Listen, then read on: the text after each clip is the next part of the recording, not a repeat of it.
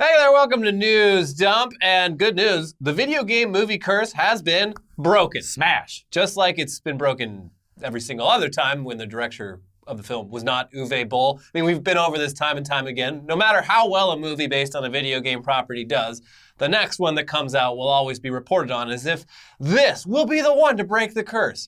Or once it's out and performs well, it's reported that it finally broke the curse. And then the cycle repeats. Yeah, it's just a fun talking point. Yeah, it's an easy thing to write an article or a blog around. Clicks, page views. Well, ladies and gentlemen, Sonic the Hedgehog has broken the video game movie curse. We finally did it. And you know what?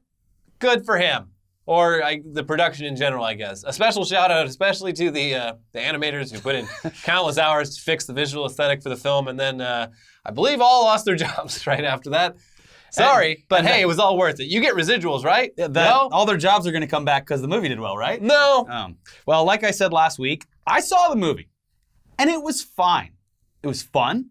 It wasn't really all that fantastic of a movie, but it was certainly watchable, and it found a good balance between being entertaining and funny for children while sprinkling in enough humor for the adults to get some laughs in as well. I just love that word, watchable. Remember when they made an app called Watchable? Oh, yeah. It's watchable. Yeah, it's the dumbest name for an app ever. We're getting off topic. Yeah.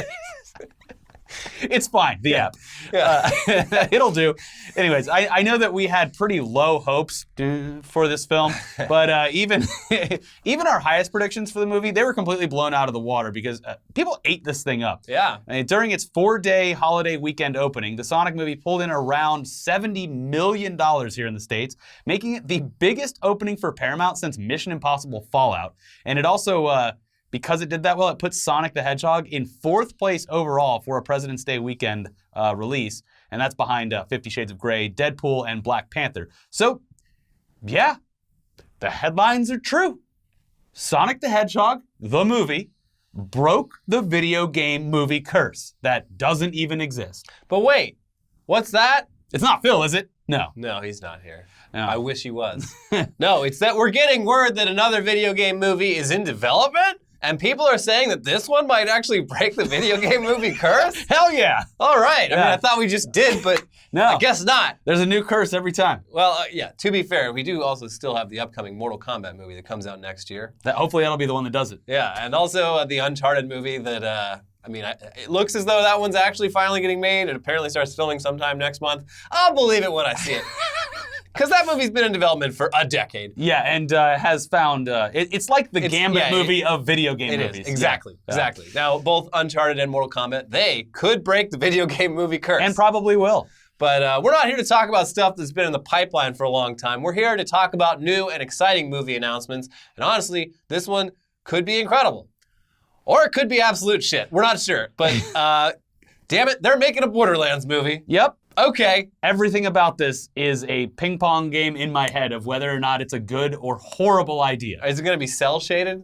They're not going to cell shaded. What's even the point? They're literally only casting cosplayers from video game conventions. Yeah. Get Richard Linklater to direct it so it looks like Scanner Darkly. Yeah. The only way they can do the aesthetic justice. Richard Linklater travels 70 years into the future when it's a dystopian wasteland and made this movie. It's a brilliant piece of cinematic, but he's not doing it. Oh. We do know who's doing it. Oh. Now, listen, Borderlands, out of all the choices of video games that could be developed into a movie, it's an odd choice. I kind of love the idea. I love the idea that this is a movie that's going to exist. Yeah. But honestly, I can't stop going over in my head whether this will end up actually being watchable or not. But at the very least, it has my attention. I'm fully intrigued. Anyways, here's what we know about the Borderlands movie. Hollywood Reporter got the scoop earlier this week when it was announced that Eli Roth, famous for directing films like Hostel and Cabin Fever, will be directing the movie for Lionsgate. Eli Roth is directing the Borderlands movie. And fucking get this. The guy who wrote the script, Craig Mazin, he's the guy that wrote HBO's Chernobyl. Yeah, as well as a couple Hangover movies. So, yes, you have Eli Roth, who has done some fantastic work and also some less than stellar fare. And then you have Craig Mazin, who has also done some fantastic work, but also wrote shit like Scary Movie 3 and 4. And you also have Randy Pitchford executive producing this thing. Oh boy, wild card, bitch. He's a guy who, created a great gaming franchise. But Listen, I've never made a movie before, but if you're taking my property, you're letting Randy get a taste of the process, baby. Like, all right, how dangerous could this man be? This movie better make $0 or Randy Pitchford is going to get fleeced once again. Hey, you want to see some porn I got on my phone? I brought it into the studio. I'm not jacking off to it. It's a magic trick. Yeah. Anyway, I'm going to leave this phone at the Round Table Pizza and come back for it in a few hours. I'm actually, like, it's weird to say that I'm confused. Or it's not weird to say I'm confused. I am confused, but I'm, like, happily confused by all of this. See, the thing is, I mean, we played pretty much the entire main campaign of Borderlands 2. Yeah.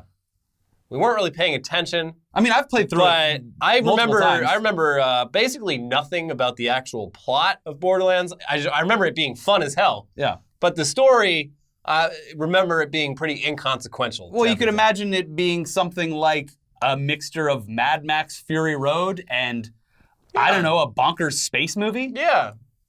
It could be great. But it could be. Could be great.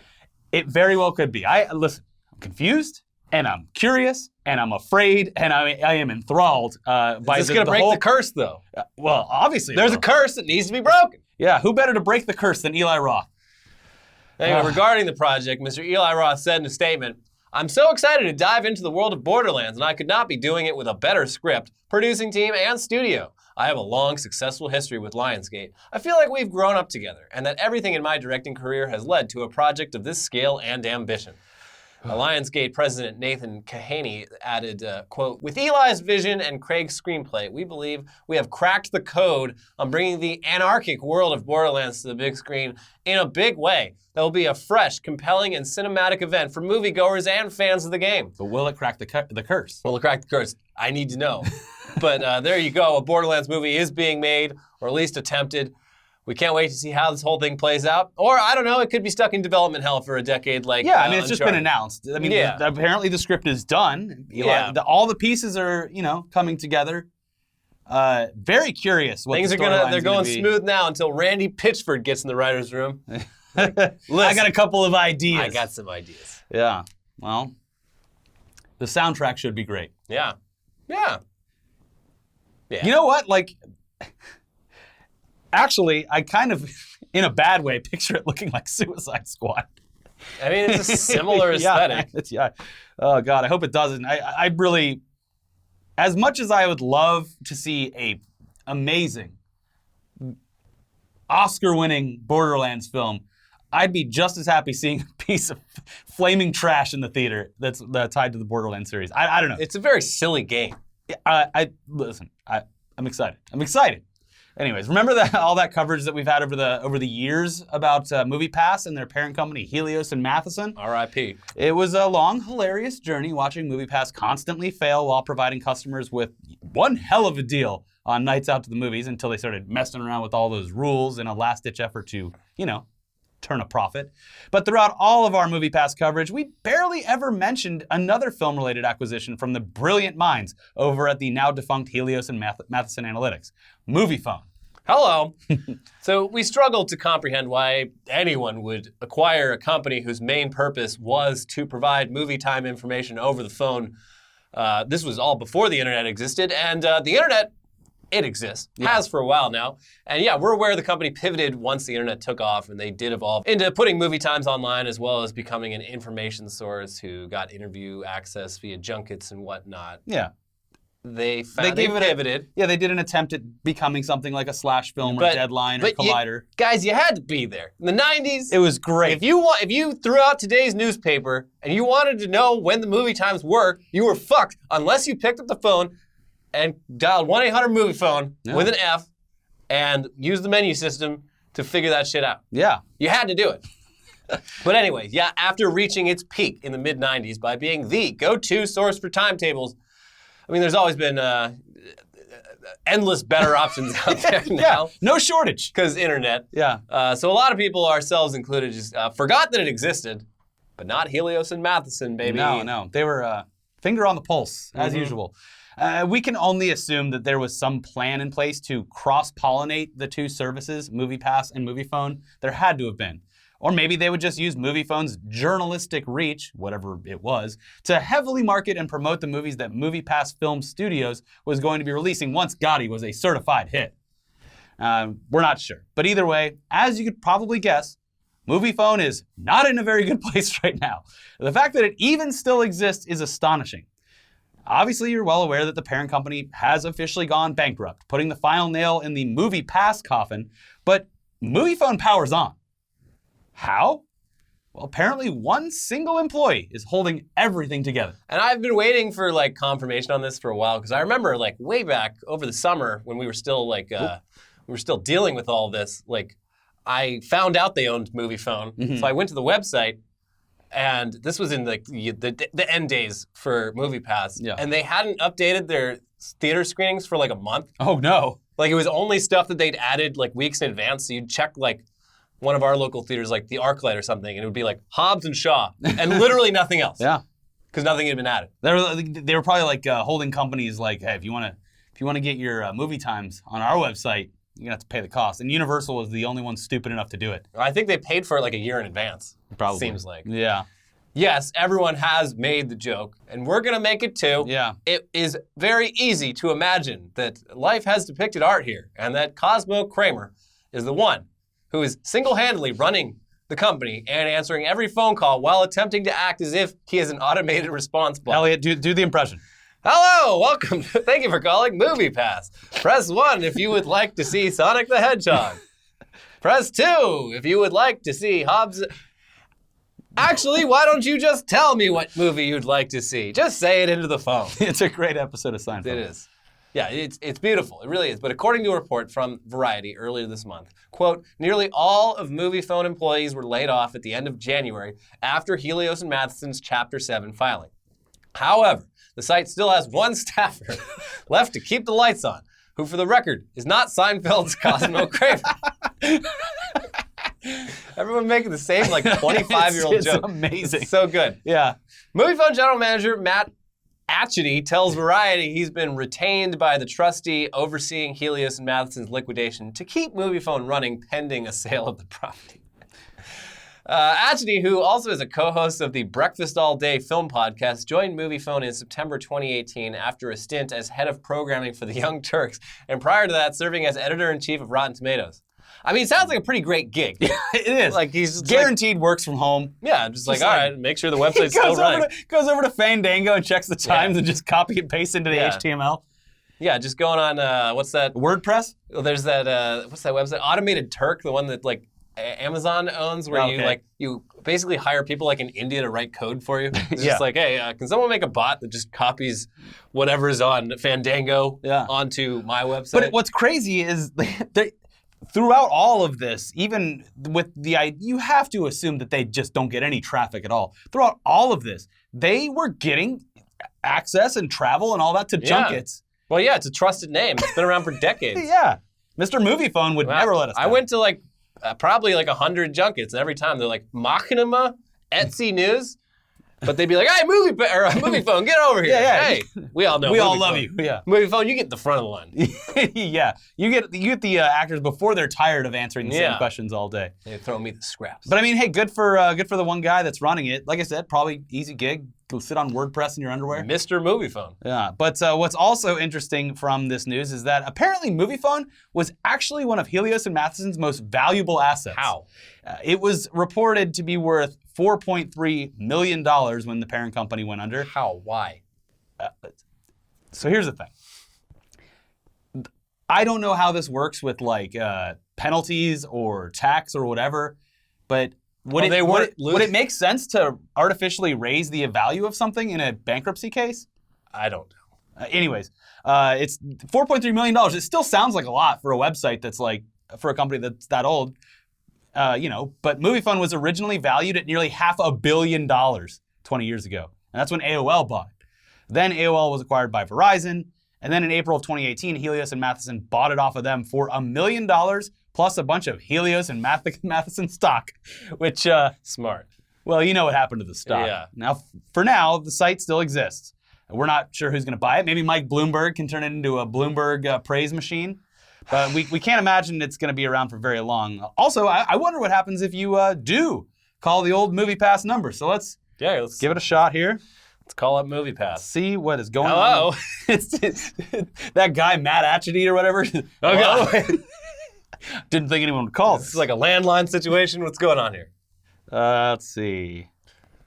800-777-FILM. Ah, easy to remember.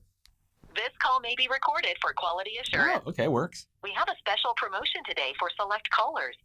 If you are over 50, please press 1 now. If not, press 2.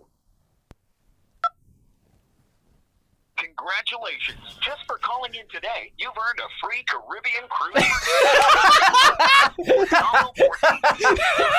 Bird. It's literally, I just called a spam caller. Yeah. Probably don't call the number. Yeah. I'm going to get a lot of spam calls now because of that. Yeah. Anyway, let's move on right over to what is undoubtedly the best entertainment-related news of the entire week. Because for some reason, the universe has blessed us by combining two of our favorite things, the Safdie brothers and Nathan Fielder. So quick recap. The Safdies, they wrote and directed our favorite movie of last year, Uncut Gems. This is how I win. Mm-hmm. Nathan Fielder is the creator and star of Nathan For You, which is one of, if not the funniest television series to ever exist. Yeah. Like, it is brilliant on a level that no one else has even achieved. It's unattainable. It's glory. So those two separate things Yeah. are coming together for a new project that will air on Showtime, and we can't wait to see it. Here's the details from Deadline. Showtime has given a pilot green light to The Curse, a half-hour comedy from Uncut Gems directors / co-writers Benny and Josh Safdie, and Nathan For You creator star Nathan Fielder. Written by Fielder and Benny Safdie, The Curse stars Fielder and co-stars Benny Safdie. It explores how an alleged curse disturbs the relationship of a newly married couple who star in Flipanthropy, their troubled HGTV show. Fielder will play the husband. Benny Safdie will play the producer of the HGTV show. I know. Deadline, oh my God. Deadline does make the connection that the premise sounds like it could have been potentially inspired by the former couple of the former couple from HGTV's Flip or Flop. We're talking about the ones that got divorced, but still, for some reason, money, do the show together. Well, and there was on the Nathan For You, they had that the Ghost Realtor episode where, he like. He tricked his business plan for this realtor was that she would check if houses are haunted or not. But like she actually like bought into it. Yeah. And to this day is still the ghost realtor. She's got benches around LA. Yeah. She got like super into all that stuff. Yeah, but and like just the whole like reality TV element of it too. Like this is the crossover that gets it right. Exactly. So there's no details beyond that, aside from the fact that the Safdies won't be directing the pilot. A Deadline isn't sure if they would direct any of the episodes, just write and produce. I mean, they are busy guys. But that doesn't rule out Nathan Fielder as director, and considering that he won an award for directing the Sacha Baron Cohen show Who is America for Showtime, it's a safe guess to make that Fielder could probably pull double duty on set and act and direct the show. Yeah. I trust him implicitly. Yes, Showtime has already used him as a director before, so it's not really that big of a leap. He's got like a 3-series deal with Showtime. Oh, yeah, perfect. Like he's in a good position. He's developing a bunch of different stuff. Good. Anyways, now for what is arguably the biggest news of the week. We recently got to see the first images of Robert Pattinson in the new Batman suit for Matt Reeves' The Batman, although it was just mainly the chest and almost all of the cowl. Mm-hmm. But on Friday of this week, we got to see a whole lot more, and it is... Well, fuck. Okay. A couple very important things to consider here. Yes, it kind of looks like shit. But that's not Pattinson in the suit. That's his stunt double. Does his stunt double look almost exactly like Ben Affleck for some reason? Yes. Yes, he does. Okay, but like, why does the suit look so fucking bad? Well, okay, like we said, that's the stunt double. He is filming a scene on a motorcycle, which could be pretty dangerous, potentially. So there's likely a hell of a lot of padding underneath that whole thing. Yeah. I mean, stunt suits and the hero suits, they're used differently. Everything looks weird and disproportionate. Sure. I'm sure they'll fix it in post. Yeah. And also, since it's the stunt double, most of this is not going to be close-up shots. Obviously, there's no filters or color correction or proper lighting or anything else in these photos. The stuff in the film will be fine-tuned to hell and back. Hopefully. Yeah. Listen, there's a lot of assumption going on here. Yeah. That this will be good, we promise. It's just very unfortunate this is like the first batch Big of leak. set images to make it out there. We'll stop making excuses here. We'll just say that we're not worried about the film as a result of these leaked images. It doesn't represent it at all. The movie could suck, yes, but it won't be the fault of a stunt double's weird-looking outfit. Yeah. Although, the most hideous thing for me is like the bracelets? gauntlets. Yeah. Like, what's going on there? Yeah.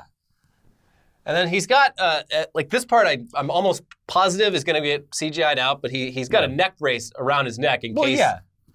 In That's case the his thing. head Like, get, jerked anything around. that's going to be a close-up shot that actually shows anything off will be done with computer-generated graphics separately. It's not a good look for the film, obviously, to have this get out there, but I think it's probably one of the reasons why they put the actual Robert Pattinson image out there, because they're trying to get ahead of this because they were filming in public places. So Yeah, the guy's also wearing like glasses weird goggles. goggles in the eye holes. Yeah. It just looks really janky. Like it looks like something you'd see at Comic-Con and be like, wow, you put a lot of work into that, but it's still not great. Yeah. And it could be entirely possible that this guy was actually Ben Affleck's stunt double when he was playing Batman. I mean, Oh yeah, it's true. same studio, and Same chin. obviously, yeah, it's a very defined chin, that's for sure. Anyways, watch our most recent episodes over here, and stay tuned for a brand new episode of Weekly Word News coming up pretty soon. Get excited, and we'll see you next time. Bye-bye.